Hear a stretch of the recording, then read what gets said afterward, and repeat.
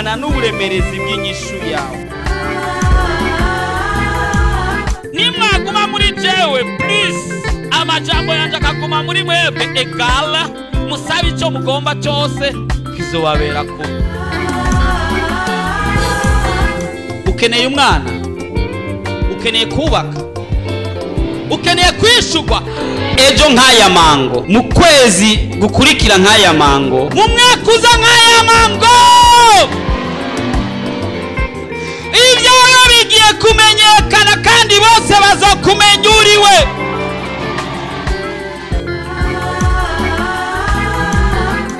Ariko Yesu ariko arakubaza ati ubu ugomba gukira ni mugwayi. Mugira mwumvirize ubutumwa bwiza mushikizwa na Pastor Jackson Nkeshimana. WhatsApp yiwe ni 76 96 96 76 96 96 96. Afiti Yesu mukinga jatiwe arriva et vient jagusa endaje nazumutima.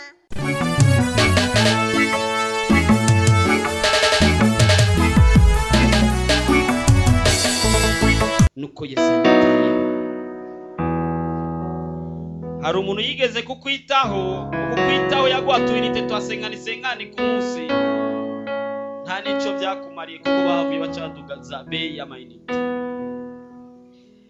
Ariko Yesu akwitayeho birahenda.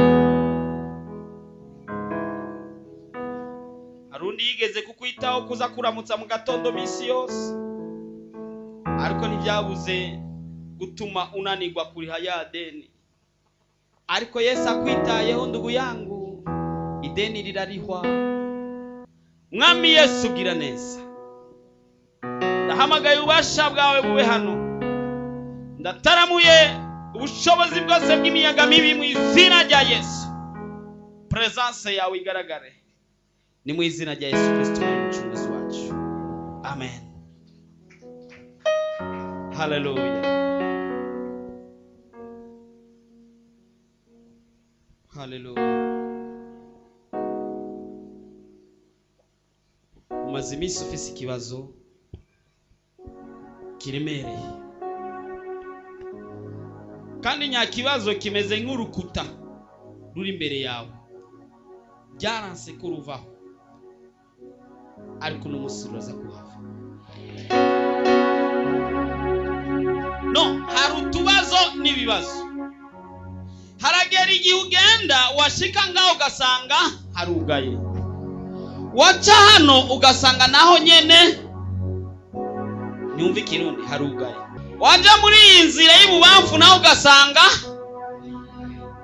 wakubita inyuma ukavuga ati reka suri iyo mvuye, ugasanga wavuga ati reka ndondere basi kajugujugu simbe nduge hejuru, ugasanga wavuga ati reka ndabe ingene nonyika, ugasanga hari igihe ushika hano ukavuga ati cyoma nkanyika, ati cyoma nkaba mbize bya bindi byoba bituma basi nca muri iki gihome nkagenda, kubera ibibazo ubufise. Bwana tusaidie sana. Imagine nk'abantu veni bazindukiye mu gatondo iwawe baje kugusaba amahera ubafitiye, numva kumenga wo kwifisha. Bwana tusaidie sana, Bwana tusaidie tena. Ariko icyo cyose ubona mu buzima bwawe ko kizibiye ubuzima bwawe, sejo ejo ni kera, uno munsi kirahomvomvuka. Kijyanye kandi cyane kibyemere kirahomvomvuka. Uziko uyu mwanya ndiko ndavuga cyatanguye kujugumira, cyatanguye guhinda gashitsi. Haleluya. Reka dusome igitabo cya Yosuwa 6 ku murongo wa mbere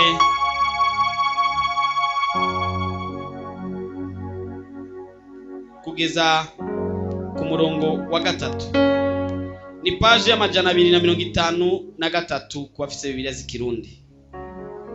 Bwana sifiwe sana. Twarigeze gutanga Bibiliya kangahe kose ishengero ryose. Ndabasabe uwayizanye Bibiliya yahawe ayishire hejuru ndabizi gisigaye. Turasoma mu izina rya Yesu. Kandi Yeriko bari bayugaranye bahadadiye kubwo gutinya Abisirayeli. Nta warenga